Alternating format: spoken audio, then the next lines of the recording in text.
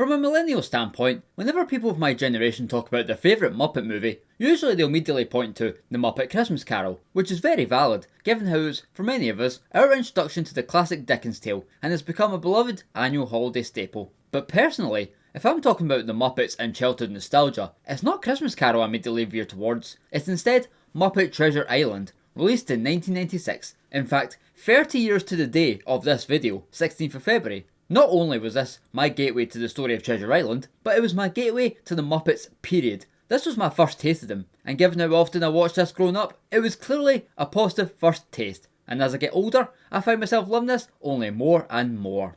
The number one reason? The same number one reason I'm sure everyone has. Tim Curry as Long John Silver. Oh my god. This was phenomenally perfect casting. I mean, the guy's basically already halfway to being a Muppet himself, and while Michael Caine fully committed to Christmas Carol playing it stone cold straight, Curry fully commits on the opposite side of the spectrum, having a ball, yucking up with over the top expressions, dialogue and deliveries, the whole shebang. All the way through, he's the epitome of entertaining. And shout out to the costumes department for his awesome pirate suit, that's flamboyantly cool. Kevin Bishop got his big breakout as Jim Hawkins, and he does a decent job for what is required. Nothing spectacular, but in his defence, he's surrounded by a group of off-the-wall, colourful personalities, so it is tricky to stand out, but still, he can sing nicely. As a kid, you gravitate towards him, imagining yourself in the role, going on this wild fun adventure, and he and Curry share a solid chemistry and do well establishing a believable and likeable friendship between Hawkins and Silver, which is ultimately the heart and soul of Treasure Island's story.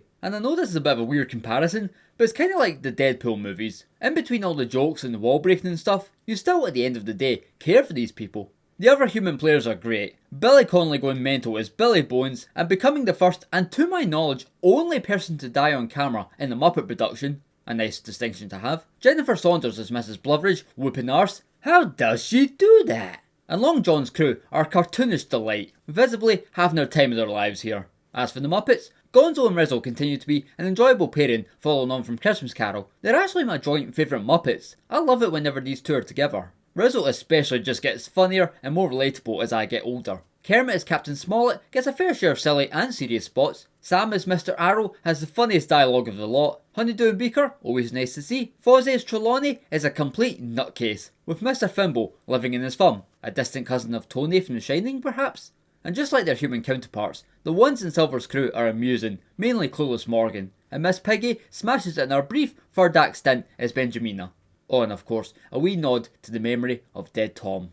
God rest his soul. Long John, shot him! But Dead Tom's always been dead. That's why he's called Dead Tom. Oh, that bit has me pissing myself every time. That is my number one moment.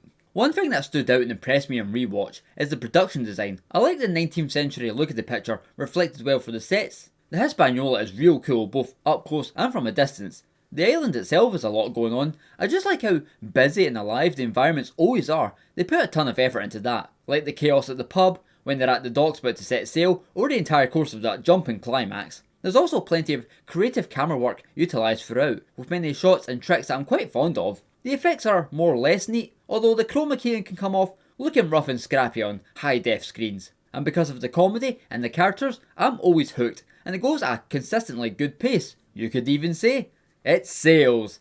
Ha ha ha ha ha. Now for the music. Firstly, the score. Good God, Hans Zimmer is going way harder than necessary here, but he rocks the house.